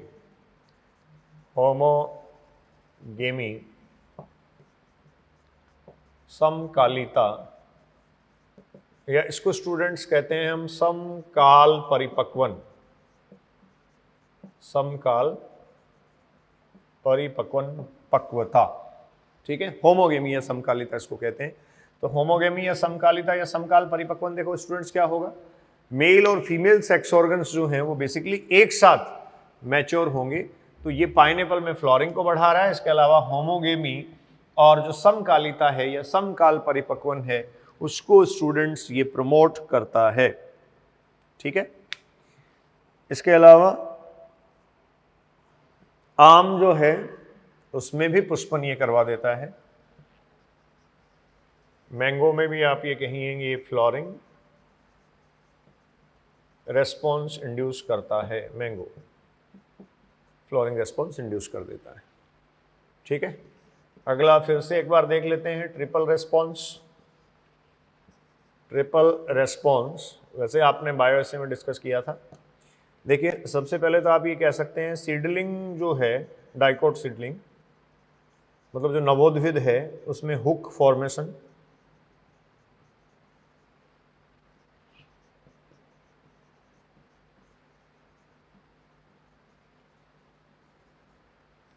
हुक फॉर्मेशन, ठीक है। दूसरा आप कह रहे हैं रेडियल स्वेलिंग ऑफ स्टेम, जो तने की मोटाई है उसमें वृद्धि हो जाएगी, ठीक है। और ये वृद्धि, इसको सीधा सीधा सा मैं लिख देता हूं, ठीक है। और एक आप कह सकते हैं हॉरिजॉन्टल ग्रोथ जो है, क्षैतिज वृद्धि, ये बढ़ जाएगी। हॉरिजॉन्टल ग्रोथ ये जो है वो स्टूडेंट्स बढ़ जाती है, ये इसका इम्पोर्टेंट इफेक्ट है जिसको हम ट्रिपल रेस्पॉन्स के नाम से भी जानते हैं, क्षैतिज वृद्धि जो है उसका बढ़ जाना, ठीक है। तो ये हुआ ट्रिपल रेस्पॉन्स, तने पर त्रिक प्रभाव, वहां आपने जो है ओवरऑल इसका ट्रिपल रेस्पॉन्स डिस्कस किया था। इसके अलावा ये मूल वृद्धि में भी प्रेरण करता है, मूल रोम वृद्धि कह दीजिए। 5 रूट्स जो हैं इनमें देखिए क्या है, रूट हेयर्स फॉर्मेशन जो है मूल रोम निर्माण की प्रक्रिया इसको प्रमोट करता है, प्रमोट रूट हेयर फॉर्मेशन, मूल रोम निर्माण का प्रेरण करता है, मूल रोम निर्माण प्रेरण, मूल रोम निर्माण प्रेरण स्टूडेंट्स ये लाता है, ये ध्यान रखें आप, ये ध्यान रखें। मूल रोम आपको पता है एपिडर्मल आउटग्रोथ होती है, अधिचर्मी अतिवृद्धि होती है, तो ये उसमें प्रेरण ला देता है, ठीक है। इसके अलावा इसका रिस्पॉन्स अगर आप देखें तो जो कुकुम्बर है, ध्यान रखें आप, कुकुरबिटेसी के जो प्लांट हैं, अगला मैं लिख रहा हूं 6 कुकुम्बर, खीरा आप ले लीजिए या कुकुरबिटेसी के जो प्लांट्स हैं वो आप ले सकते हैं। इनमें फीमेल फ्लावरिंग, मादा पुष्पन को ये प्रेरित करता है, फीमेल फ्लावरिंग जो है मादा पुष्पन को प्रेरित करता है थाइलिन। और देखिए इसमें सिर्फ जीन को स्टिमुलेट करने का इफेक्ट है, मैंने आपको ऑक्सिन के साथ भी बताया था, जहां पाइनएप्पल में फ्लावरिंग की बात वहां स्टूडेंट्स की जा रही थी, ठीक है। इसके अलावा कपास, चेरी और अखरोट आपको दे रखे हैं, पॉइंट नंबर 7, 7वां इफेक्ट में लिख रहा हूं, कपास, चेरी और अखरोट स्टूडेंट्स एनसीईआरटी में आपको दे रखा है, में विरलन मतलब इनको प्राप्त करने के लिए थिनिंग की जाती है, थिनिंग बोलते हैं इसको, thinning of cotton, walnut and cherry, walnut and cherry, ये भी एक इंपॉर्टेंट स्टूडेंट्स फिजियोलॉजिकल इफेक्ट या इंपैक्ट इसका है। इसके अलावा देखो एक आपने पढ़ा था ऑक्सिन में कि जो मैलिक हाइड्रेजाइड है वो पोटैटो में, पोटैटो ट्यूबर्स जो हैं, पोटैटो ट्यूबर्स जो हैं इनका अंकुरण मैलिक हाइड्रोजाइड रोकता है, जो ऑक्सीन का फॉर्म है, और ये पोटैटो ट्यूबर के अंकुरण को प्रेरित करता है। कौन करेगा प्रेरित अंकुरण को? इथाइलिन की बात मैं कर रहा हूं। ये अगला इफेक्ट हुआ, इफेक्ट नंबर 8, कि पोटैटो ट्यूबर के अंकुरण को ये प्रेरित कर देगा, जबकि ऑक्सीन उसके अंकुरण को रोकता है। तो इसका मतलब स्टूडेंट्स ये क्या हुआ? ऑक्सीन के फॉर्म में वहां हमने पढ़ा था मैलिक हाइड्रोजाइड MH, मैंने आपको बताया था, ये ऑक्सीन का एंटागोनिस्टिक हुआ। ऑक्सीन एंटागोनिस्टिक, विपरीत प्रभाव किसका देखने को मिला आपको? ऑक्सीन का विपरीत प्रभाव यहां देखने को मिलता है। इसके अलावा जो पेटियोल है, पर्णव्रंथ है, यहां लिख देता हूं, कुछ स्पेस मेरे पास स्टूडेंट्स कम है, एक साथ हम डिस्कस कर सकें इसलिए मैं लिख रहा हूं। आप पढ़ रहे हैं इथाइलिन, और ये हैं फिजियोलॉजिकल इफेक्ट्स, फिजियोलॉजिकल इफेक्ट्स, ठीक है। फिजियोलॉजिकल इफेक्ट्स में अब देखिए अगला effect number 9, leaf petiole elongation. Petiole elongation या पर्णव्रंथ जो है उसका दीर्घीकरण ला देता है। जैसे ये पेटियोल है तो इसमें दीर्घीकरण स्टूडेंट्स ला देगा, जितना इसको बढ़ाएगा उतना ही आप ये कह सकते हैं, जैसे चावल में या राइस फील्ड में आप देख सकते हैं, तो ये पत्ते या पर्ण जो है उनको जल में डूबने से रोकता है, इनको ऊपर रखता है, ठीक है। लीव्स जो हैं, इन लीव्स को जल की सतह से ऊपर बनाए रखता है, सभी की सतह से ऊपर बनाए रखता है, क्योंकि पेटियोल में क्या करवाता रहता है? इलोंगेशन। अब पेटियोल में इलोंगेशन करवाता रहेगा तो जो लीफ है वो जल की सतह से ऊपर रहेंगी। कौन से प्लांट्स में? उन प्लांट्स में जहां स्पेसिफिकली वाटर में या वाटर लॉक्ड कंडीशन में प्लांट उगे हैं, अर्थात जल भराव वाली स्थिति में प्लांट जो हैं वो उगे हैं। और इसका एग्जाम्पल आपके पास है राइस, ठीक है। ये स्टूडेंट्स इसके इफेक्ट्स थे। तो अब देखिए फिजियोलॉजिकल इफेक्ट्स इथाइलिन के मैं यहां समराइज कर रहा हूं। आप ये कह रहे हैं इथाइलिन एक गैसियस पीजीआर है, गैसियस हार्मोन है, वॉलेटाइल हार्मोन इसको कहा जाता है। आप अगर पके हुए फलों के साथ अपरिपक्व फलों को रखेंगे तो कुछ टाइम बाद आपको देखने को मिलेगा कि जो अपरिपक्व फल हैं वो भी राइपन्ड हो जाएंगे, पके हुए फलों में रूपांतरित हो जाएंगे, क्योंकि गैसियस वॉलेटाइल हार्मोन इथाइलिन स्थानांतरित या ट्रांसफर हो गया है। तो यहां हम देखते हैं इसके फिजियोलॉजिकल इफेक्ट। सबसे पहली बात तो आप ये कह रहे हैं पोस्ट हार्वेस्टिंग मैच्योरेशन और राइपनिंग ये लाता है, अर्थात फलों को या फिर जो प्रोडक्ट है उस प्रोडक्टिविटी को प्राप्त करने के बाद, उत्पादकता को प्राप्त करने के बाद उसको संग्रहण में रखा जाता है, और संग्रहण में या स्टोरेज में इथोफेन, जिसका व्यापारिक उपयोग है, जो क्लोरोइथाइल फोस्फोनिक एसिड है, इसको यूज करके आप ऑरेंज, बनाना, एप्पल, टोमेटो, इन सबको क्या करते हैं? पका लेते हैं, इनको परिपक्वन में ले आते हैं, इनको राइपनिंग में ले आते हैं। तो ये इसका एक इंपॉर्टेंट और व्यापारिक स्तर पर, लार्ज स्केल पर होने वाला यूज है।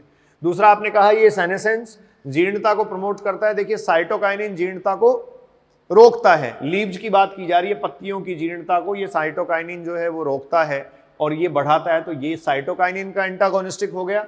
और यहाँ विल्गन की बात की जा रही है। आप जानते हैं ऑक्सीन पर्ण के विल्गन को या जल्दी विल्गन को, अर्ली ड्रॉप को रोकता है, तो ये ऑक्सीन का एंटागोनिस्टिक हो गया। उसके बाद पाइनएप्पल में फ्लॉरिंग की बात की गई। अगला जो है वो रेस्पॉन्स आपके पास है कि ये पाइनएप्पल में क्या करवा देता है? फ्लॉरिंग रेस्पॉन्स ये लाता है। ये ऑक्सीन भी करवा रहा है, ध्यान रखें आप। फिर उसके बाद ट्रिपल रेस्पॉन्स, ये ध्यान रखें ट्रिपल रेस्पॉन्स हम यहाँ जो डिस्कस कर रहे हैं वो सिर्फ स्टेम पे है, स्टेम एक्सिस पे। तो जो सीडलिंग होती है डाइकोट की, उसमें हुक फॉर्मेशन या हुक निर्माण एक एक्टिविटी है। इसके अलावा स्टूडेंट्स आप कहते हैं अरीय रूप से वृद्धि इसमें हो जाती है, और इसके अलावा हॉरिजॉन्टल ग्रोथ या क्षैतिज वृद्धि वो करता है। ये हुआ ट्रिपल रेस्पॉन्स। फिर रूट्स में रूट हेयर्स के फॉर्मेशन को, मूल में जो मूल रोम जो हैं उनके निर्माण को ये प्रेरित करता है। मूल रोम निर्माण प्रेरण ये दर्शाता है। सिक्स्थ वन अगर आप देखें तो आप ये देखेंगे कि जो खीरा है, कुकुम्बर है या कुकुरबिटेसी के जो प्लांट्स हैं उनमें फीमेल फ्लॉरिंग को इंड्यूस करता है, तो ओबीएस है ये जीन को इंड्यूस करता है जिससे फीमेलनेस उसमें आ जाती है। अगला कपास, चेरी और अखरोट में विरलन थिनिंग, मतलब उनको ऑब्टेन करने के लिए आप ये कह सकते हैं, प्राप्त करने के लिए, प्रोडक्टिविटी प्राप्त करने के लिए थिनिंग प्रोसेस की जाती है। ये कॉटन, वॉलनट और चेरी में थिनिंग को बढ़ाता है। ठीक है, एट्थ वन आपने देखा, ये इधर मैंने लिखा पोटैटो ट्यूबर्स हुआ, उनके अंकुरण को प्रेरित करता है। इसके लिए अलावा जैसे स्टोरेज में रखा हुआ है मूंगफली है, ग्राउंडनट है, उन सबके अंकुरण को ये प्रेरित करता है। तो यहाँ पोटैटो ट्यूबर या आलू कंद के संबंध में मैंने आपसे डिस्कस किया मैलिक हाइड्रेजाइड, ये हमने ऑक्सिन के साथ पढ़ा था। तो इसकी ये जो एक्टिविटी है वो ऑक्सिन का क्या है, ऑक्सिन का एंटागोनिस्टिक इफेक्ट है। और उसके बाद फाइनली लास्ट आपने पढ़ा कि जो राइस या चावल है उसकी सीडलिंग में जो लीव्स होती हैं, उन लीव्स पत्तियों के पेटियोल को या पर्णवृंत को ये दीर्घीकृत करवा देता है, जिससे पत्तियां वाटर में डिप्ड कंडीशन में नहीं होती, और ये इस तरीके से लीव्स को जल की सतह के ऊपर बनाए रखता है, जो प्लांट की प्रोडक्टिविटी बनाने में सहायक है, क्योंकि पत्तियां प्रकाश संश्लेषण करती हैं। ठीक है, तो ये स्टूडेंट्स इस लेक्चर नंबर 98 में हमने जिब्रेलिक एसिड, एब्सिसिक एसिड और इथाइलिन को स्टडी किया। जो टाइम ड्यूरेशन है वो थोड़ा सा ज़्यादा, क्योंकि मैटर हमारे पास काफ़ी ज़्यादा था, इसलिए हमने इसको लंबा रखा है। अब लास्ट एक लेक्चर में 99 आपसे डिस्कस करूँगा, जिसमें हमें फोटो पीरियडिज्म, प्रदीप्त कालिता जो फिनोमिनन है प्लांट्स का फ्लोरिंग प्रोसेस के लिए, और साथ में वर्नलाइजेशन या वसंतीकरण की जो प्रक्रिया है, इन दोनों का अध्ययन करना है। तो लेक्चर 99 में हम बात करेंगे photo periodism and vernalization. Enjoy the physiology. Thank you.